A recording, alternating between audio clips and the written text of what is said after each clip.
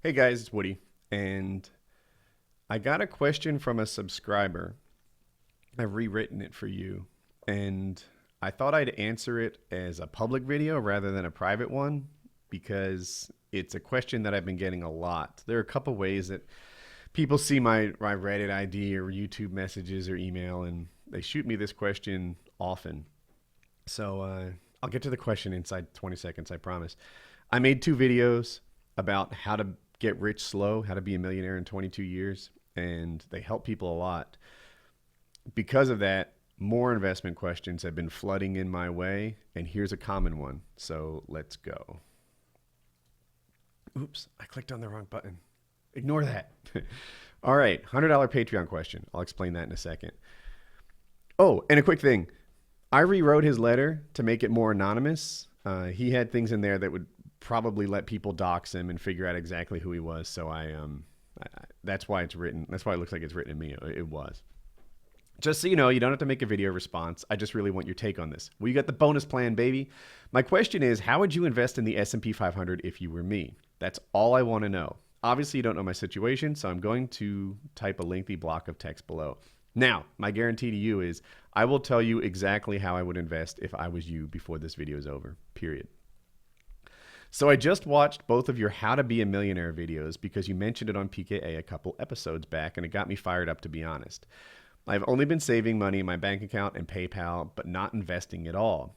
I feel like I'm missing out on so much money now that I've watched your videos. Okay, a couple notes. He told me how much he had in PayPal. I think it's even below. You have too much money in PayPal. PayPal seized $750,000 from Notch for like 9 months as they made sure this whole Minecraft thing wasn't a scam. For me, on a lower end, they once, I think for Woodycraft, when it first opened, they froze that thing because the money coming in raised their suspicions. I also did another thing where this guy wrote me for advice. He played basketball and wanted to know if he could play ball this year or if he should work this year because his family was broke. I did a little charity drive for him. When YouTube saw all these small transactions flowing in, they froze the account as if that was a scam. I meant to say PayPal, not YouTube. PayPal will freeze your money just like that. I think that you should set your range, right? Instead of having like 30 grand in PayPal, you should say, look, 2 grand is my minimum, 10 grand is my cap. As soon as I hit 10 grand, I pull 8 out or whatever that is. 5 grand, 15 grand, right? As soon as you hit 15, you pull 10 out. I don't know what that is, but don't put this much money in PayPal because you don't know what you can't fully trust them, period. Also, I don't like to run it down to zero because I pay expenses with PayPal sometime. You know, I have staff to pay, builders to pay, developers to pay, things like that. You can look at how much money your business needs in a pinch and make sure you never fall below that minimum. Anyway, note on PayPal. So here's my financial situation. I'm in my early 20s. I run a small business, so I'm basically self-employed. I made that part anonymous because he gave me a lot of details. I currently have between 50 and 60 saved in my bank account and PayPal. As of right now, I made about 65 grand in 2015, and it's trending higher for 2016. My expenses are low because I lived at home and I care for my sick mother. So this guy in his early 20s is making more than most of his peers, I would guess. And he's also self-employed, which is a tricky thing. I'm going to cover that in this video. Summary, 55K in savings, about 55K in savings, 5K monthly earnings with low expenses. I understand the benefits of investing $1,000 a month in that you buy shares when the market's high, but you buy double when the market's low. I'm going to circle back to that. I also understand that you can only invest so much into the S&P 500 a month. Not true. There is no cap into how much you can put in the S&P 500. There is a cap on how much you can put into different investment vehicles, like how much you can put into an IRA. And I think that's where he got mixed up.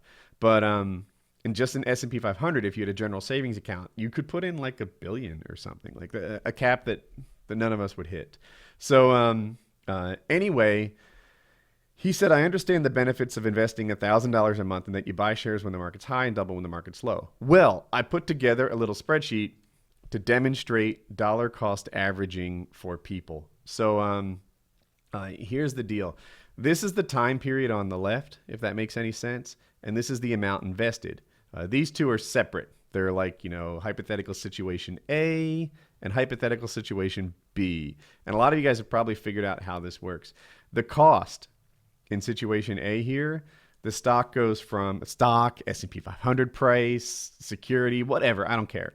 It goes from 100 to 50, 100 to 50, 100 to 50. Now, the clever amongst you will realize that this averages to 75, right? But because of the way dollar cost averaging works, $1,000 at $100 a pop, they get 10 of them. $1,000 at $50 a pop, they get 20 of them. You repeat that, and even though the average price is 75, which I'll remove for confusion, you're getting more than average, if that makes any sense. You're averaging like 15, and this is $90. Or I'm sorry, 90 shares that you have in here. Now, in the other situation, instead of going 150, 150, etc., it's just steady 75. And by the way, I didn't do anything tricky here. It's not like there's 450s. There's 3 100s and 3 50s. Honest and fair. Here, they're all 75s. And you can see at the end of this thing, you're with 80 shares, right? So because of the nature of dollar cost averaging, you just tend to like make bigger investments, even though it's a steady amount. You just get more for your money on the bad days, and you buy less on the good days. You go heavy at buy low, and you go light at buy high, if that makes any sense. Of course, buy low, sell high. That's the whole name of the game when we're talking about investing. So this is what he was talking about when he said he understands the benefits of, I don't think he used the term dollar cost averaging, of investing $1,000 a month. Dollar cost averaging, you buy more when the price is low. So it's kind of a way to be more clever than you really are, or to be clever automatically. Maybe that's a better way to phrase it. That's dollar cost averaging. Having said that, if the stock market were to trend up steady, you'd be better buying all at the beginning. But the stock market does tend to go up and down. And if you're sitting here looking at an uncertain future, which is how I always feel about the stock market, then dollar cost averaging is a fairly nice thing. So let's go back here. I understand you can only invest so much in the S&P a month. I'm going to cover that next. Would it be foolish to move my 50 grand into the S&P? How would you go about this? Like I said, I promise I'll answer. How flexible is the money in my S&P account? If I theoretically wanted to take out 2K one day, are you allowed to just take the money out? Let's do some thinking. Gamma Labs, baby. Makes you smart and rich and handsome and stuff like that. So more on that. They're running a sale. If you're interested, check out the description.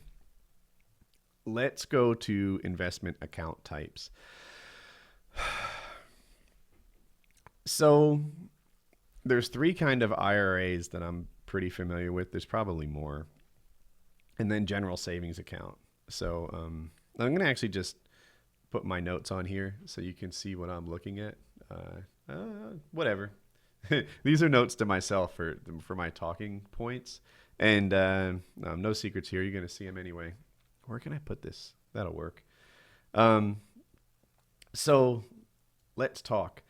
Traditional IRA. The kind of IRA that's been around, I think, since the start of my life, a long time, is different than the Roth IRA, which is maybe 10 years old. The Roth IRA is typically better for most people, but I'll explain the differences. Let's say you make 100 grand a year, so the math is simple, and you want to put 5 grand aside towards your retirement. You're going too low, but we're making my math easy. If you have 5 grand and you put it in a traditional IRA, but you've made 100, you are taxed like a person who made 95 grand. Do you see what that did? It didn't save you 5 grand in taxes, but it lowered your income by 5 grand. Money you put into a traditional IRA is not counted as income. A 401k works the same way, by the way, but that's for if you're employed by someone. So if you were to pay, like, to make my life easy, let's say you paid a 50% tax rate. let's say you paid a 50% tax rate. If you put $5,000 aside, you'd save $2,500 in taxes by lowering your income by $5,000. So that's how that works. I'm gonna shut this door. Hey baby, I'm recording. I'm so sorry about that. How unprofessional. So that's a traditional IRA. A Roth IRA, if you make $100,000 and you put $5,000 into a Roth IRA, you still pay taxes that year as if you made $100,000. So there's no this year tax benefit to a Roth IRA. But in the long term, they work differently. The traditional IRA, which save you money on taxes this year, that money that grows is not tax free. So if that $5,000 that you put aside turns into $1 million, you owe taxes on $995,000. Did you see what you did there? The $5,000 you already pay taxes on, you're cool. But all the growth, if that $5,000 turns into $1 million, you owe taxes on $995,000. The Roth IRA, on the other hand, because you paid taxes up front, like it grows tax free. It's a really good deal. If you put $5,000 aside and it turns into $1 million, you get to pull that $1 million out without paying any taxes on it. So that's a Roth IRA. And in almost every situation, a Roth IRA is a better deal than a traditional one. I might be missing something. Maybe you also won the lottery this year and you're paying some crazy tax spike and it's a good idea to get the break right now. I don't know in what situation a traditional IRA would be better. Maybe you guys do. Leave a comment. But if I were to give generic advice, Roth IRA is a better deal. Now, there is an issue in that the Roth IRA, you can only put in $5,500 a year. So if you're looking to save, like if this gentleman wanted to save 15% of his income, which is a nice rule of thumb, and he's making $60,000 a year, $5,500 by itself is not going to get it done. He's got to save more than that. So he might put into like some other thing. SEP IRA. SEP IRA is like a traditional IRA. It stands for, I think, Simple Employment Plan. And if you have a business, you can open up a SEP IRA, and the limit on that is $53,000 a year. Nice deal. I think this guy should call up his broker and open an account on the phone and walk through it with them. So he's got $50,000 to put aside. He's worthy of a phone call. You're not investing your lunch money. You've got a business. It's growing. Get someone on the phone. Maybe I'll talk about investment companies too. Here. You've just watched me add to my agenda here.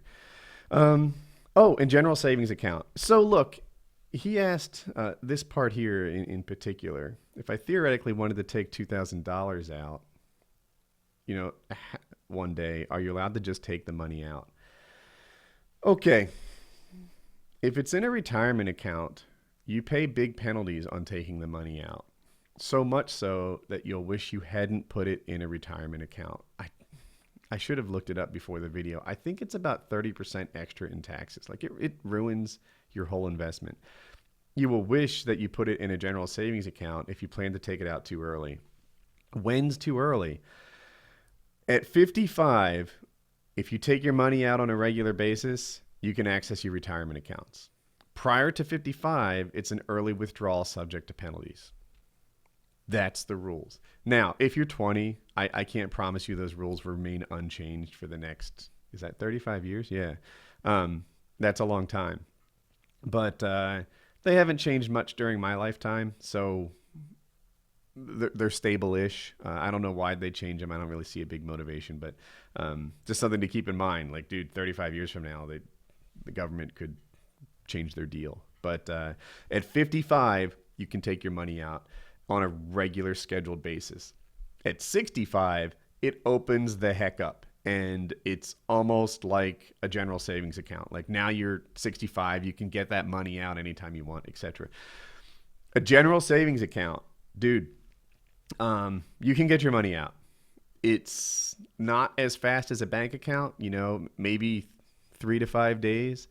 If the way that you get your money out involves a paper check, 2 weeks. So don't go thinking that you're going to use your like S&P 500 credit card at Target. That's not how it is. That you're not supposed to be doing lots of transactions in this thing. It's a buy and hold deal. So that, yeah, you can get your money out if you need it in a general savings account. I'm a buy and holder. There are people out there making puts and calls and lots of active stuff, and a lot of them,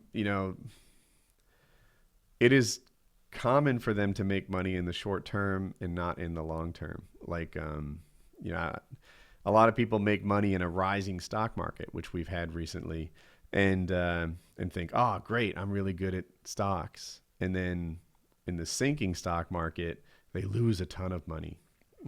A beta.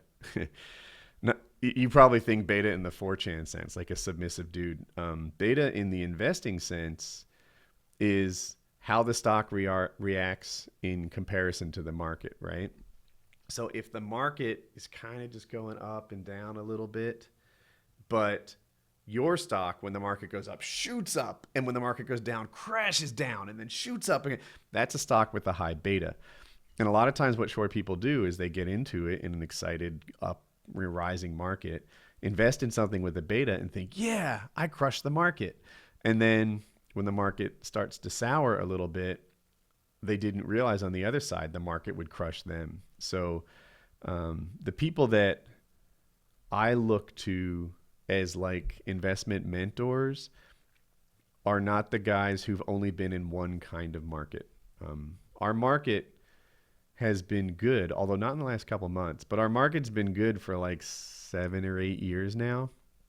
And it's easy to think like stocks, but in reality, you've only seen one market. And it's not even about time. Like if we had 5 different markets in the last 10 years, then I might consider you pretty experienced. But, if you weren't investing during 9/11, to see like the impact that had on American stocks and global stocks.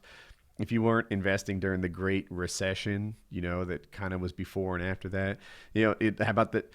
I would like a guy who invested in the .com boom, the 9/11, the Great Recession, the more recent rise in stocks that we've had recently. If you've been through all those markets, then you, in my head, get it. If you've only had one market, then, for you to get it, you would have had to get it through some other means than experience, because you've only experienced one market. So I forget how I got on that train of thought, but we were talking about taking your money out. I'm a buy and holder, and the idea is that you don't take your money out. But if you put it in a general savings investment account, then you can get your money out in a couple of days to 2 weeks. So there's your answer. But if you're looking to really enjoy the benefit of compounding, what I talked about in my other 2 videos linked in the description, the ones that got you excited, then you got to leave the money in there. That's the point. And if you make emotional decisions, there are a lot of investors who buy high and sell low, because when prices are high, the whole world is telling you the stock market is awesome. They're very excited about what the stock market is. They're, more in, more in, more in. And when prices are low, no one's excited about it. When you see all the finance geniuses in the world say, the market's crashing, the market's done, the market's, oh my God, I see nothing but bearish ugliness in our future. There's 2 things that are true. Either they're right, or that's what a bottom looks like.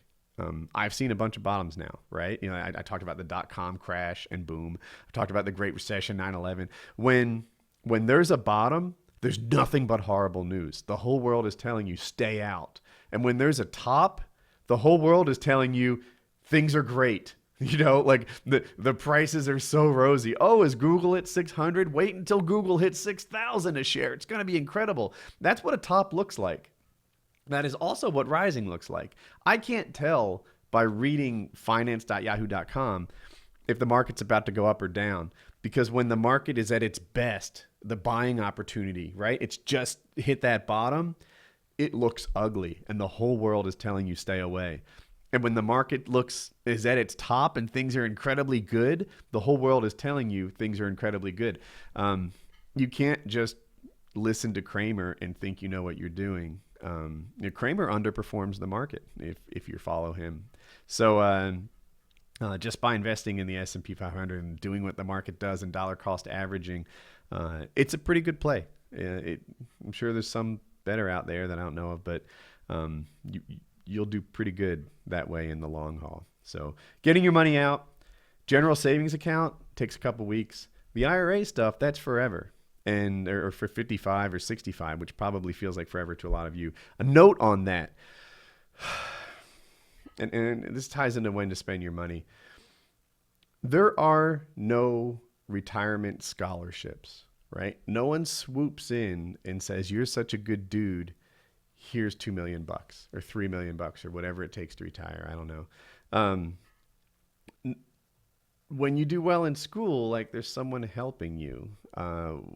When you're retired, like you're trying not to be a burden on your children. You're trying to, it's for real. There's, if you're like a lot of my viewers say, just entering adulthood, young adults, 22-year-old, something like that. You're just figuring out how there's no safety net in this world. Like you actually have to keep your job or awful things happen. You can go homeless. Your landlord won't just spot you a life. Maybe your parents will. You're playing for keeps. There's no real safety net in America. You have to set aside some savings. You have to plan for your future. There are 65-year-olds working at convenience stores right now who wish they weren't. And it like this retirement thing is for real. And you can either be one of those rich guys who buys a sailboat and sees the Caribbean, or you travels the world or whatever, or you can be broke, living in an apartment, working at a convenience store, wishing that you tuck some money aside. And that ties into when to spend your money.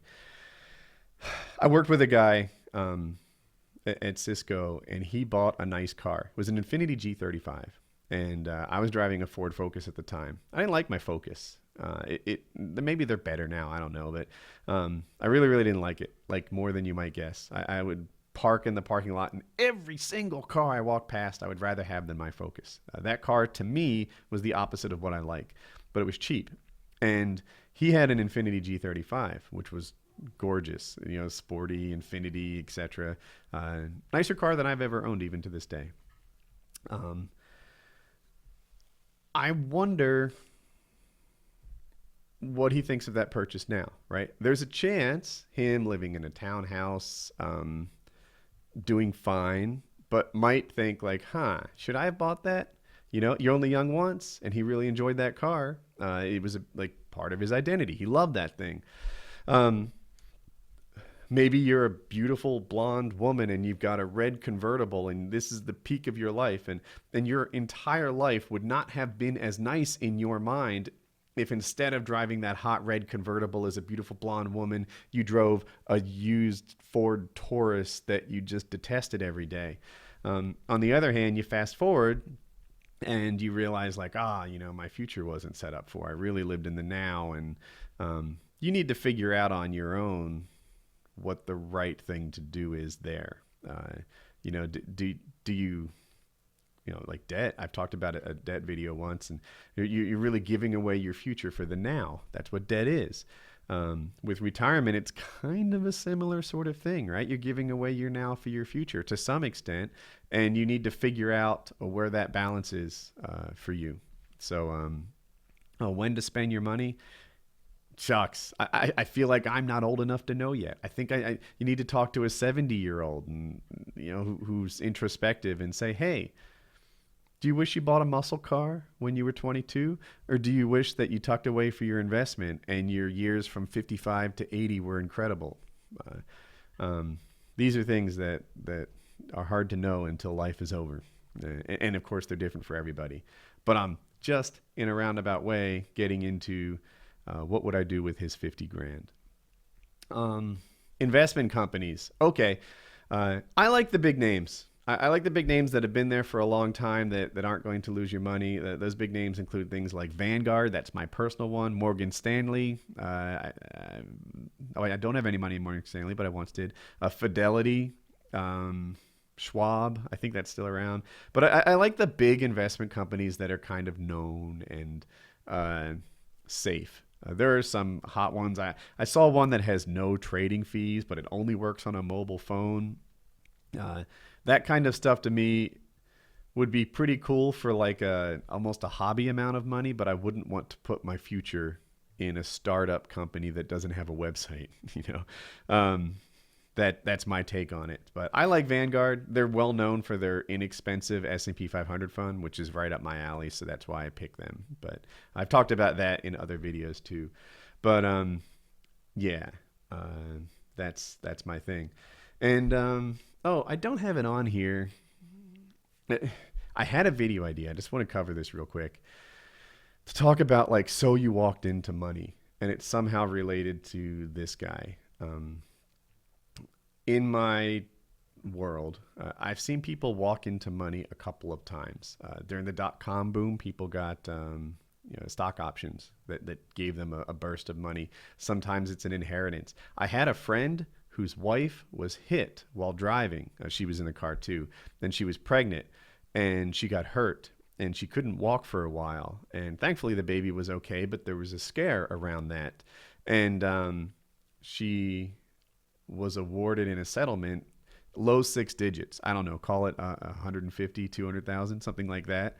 And by the way, her opinion on that, not worth it. The pain and suffering and stuff was real. It wasn't just like a lottery hit for her. They paid for what she endured. So there are a lot of people who get like a sum of money that is exhaustible, right? It's not never ending, but if you play it smart, can really upgrade your life. You know, if you walk into 100 grand and then you live like you're going to walk into 100 grand every year, you'll regret it. It's stupid. In the YouTube world, it's almost cliche to go out and buy an expensive European sports car, and now that's your deal. A lot of times these guys don't have like a future set out, right? You know, do you have any job skills? Do you have like, what are you going to do when people wear out of you on YouTube? You know, a lot of the YouTube channels have what, like a 5-year life cycle, something like that. I don't even want to mention names, but I watch a lot of vlog videos, and you know, my cycle is, first, I can't get enough of them. Tell me more. Tell me more. Tell me another thing about your life. I'm interested in you. You're so quirky and smart and interesting, and you do stuff every day. And then, you know, 6 months later, I'm like, I could almost predict what he or she is going to tell me. You know, that's the life of a YouTuber, and you shouldn't be spending this money like you're going to be earning this money every year for the rest of your life. Instead, if you get $1 million, take like 10% of that and consider it your life upgrade, you know, or maybe even 7%. You know, you get $1 million. Now you've earned 70 grand more every year for the rest of your life. Don't spend money as if you had more than that. It's 70 grand going forward. That's how I would take it. You know, if someone drops 100,000 on you, great. Now that's a 7 grand raise for the rest of your life. But don't just blow all that on some cool toy that you have this year, or invest it in something durable like a home. You know, if your mortgage is lower or paid off, then that's a thing that keeps paying for the rest of your life. But anyway, if you get hit by a money bomb somehow, you know, and now you've got this sum and you're trying to figure out what to do, take about, 7 or 8% of it and consider it your long-term lifestyle upgrade. That's a thought. Now, let's nail exactly this guy's, what would I do with his 50 grand? First of all, pay your taxes. You didn't mention taxes in this thing at all. And my suspicion is that you're not thinking about them. No one messes up your life like the U.S. government. They are outstanding at it. And, you as a self-employed guy, maybe there's like a 1 in 20 chance you get audited, 5%-ish kind of. You hear that, no one's getting audited. But people like you, self-employed guys, are. And if there's a 1 in 20 chance, all you got to do is not pay taxes for 10 years. And now I'm sure my math is wrong on this, but let's ballpark it at a 50% chance of getting out audited. You will wish you paid your taxes. And now, also, like all this money you're tucking aside, you can't rest your eyes at night without being worried that the government is going to come in and take from you what you've earned. You just pay your taxes and be squared away on that. But let's assume you've already got that under control. But pay your taxes, dude. You don't want the government to ruin you. I would dollar cost average it into the S&P 500. I would put maybe half of it into an investment account, like a general savings account, and half of it into a retirement account, and split those across. I would do a SEP IRA because there's higher limits for it, and it looks like you're the sort of guy who $5,000 a year is not going to be enough. So call Vanguard. There's a phone number on their website. Set up a SEP IRA. You want to put about half of your 50 in there. Set up a general savings account. You want to put the other half in there. That way you've got some money to live on. You're not risking it all, etc. I would dollar cost average it. Put in maybe $5,000 a month for the next 7 months, $5,000 a week for the next 7 weeks, however aggressively you want to get into it. And, get your money, split it between retirement and just general savings, and that'll be your thing. It might be, you're 21. I wouldn't be shocked if 5 years from now you want to buy a house, and you'll be happy that at least some of that money is not tied up in a retirement account until you're 55 or 65. So there's my guarantee to you. That's exactly what I would do with the money. Pay taxes, split the remainder between an investment account and a general savings account. I'd put them both in S&P 500 funds. Then I would specifically do a SEP IRA because you're the sort who seems to need a higher limit than $5,000 a year. That's my answer to you. The last thing, Patreon. So here's the scoop. There's a Patreon level. It's like $100 a month, where if you ask us questions, you get a video response. They're not always going to be, I'm at 32 minutes so far. They're not always going to be like this, but if you're interested in being a Patreon and you want, this is one of the benefits at one of the more expensive levels. So I don't know. You could have a question about girlfriends, friend zones, investments, whatever. Your question could be for me, Kyle, Merca. I bet even Chiz would answer if it came to that. But it's a Patreon benefit that we offer, a $100 Patreon question. And the last thing, you see it on my thing, G Fuel. So this video is sponsored by Gamma Labs, or G Fuel. It's their branding. And I think coupon code Woody is 40% off right now. So check that out. If you're interested about G Fuel, I know I've been drinking it and mentioning it in my videos for years now.